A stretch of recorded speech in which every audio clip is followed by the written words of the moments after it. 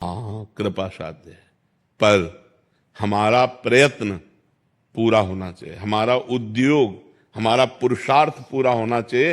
होगा तो कृपा से, पर अगर हमारा प्रयत्न नहीं है तो फिर भगवान कृपा से सबको भगवत प्राप्ति क्यों नहीं करा देते? सम्मम प्रिय सम्मम उपजाए, भगवान के सब प्यारे हैं, लेकिन भगवत प्राप्ति उसी को होती है जो प्रयत्नशील होकर साधन पक्ष को पुष्ट करता हुआ भजन करता है और आश्रय रखता है कृपा का, उसको भगवत प्राप्ति हो जाती है। जो साधन में बेईमानी करे, साधन न करे, कायरता से वैसे जीवन प्रवाह और कृपा से हो जाए, कभी नहीं होगा, क्योंकि सब जन तो भगवान के ही है ना।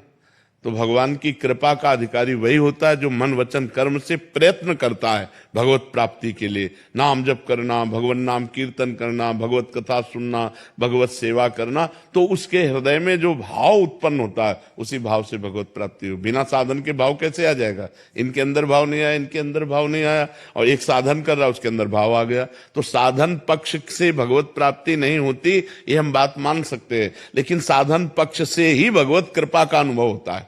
अगर साधन नहीं, जो जितनी कोटि का साधन करता है उतने उच्च कोटि का महात्मा होता है। आप विचार करके देखना। पर अभिमान रहित होने के लिए हम कृपा का आश्रय लेते हैं कि कहीं हमें साधना का अभिमान ना हो जाए। तो यह कि भगवत प्राप्ति कृपा से होती है, ये साधन उस कृपा तक पहुंचने के लिए है।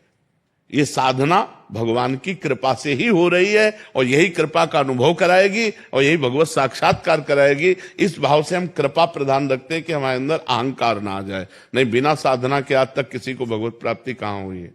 साधन पक्ष तो लेना ही पड़ता है। बिना साधन पक्ष के, बिना भजन के, बिना संयम नियम के, बिना आराधना के किसको भगवत प्राप्ति हो गई है?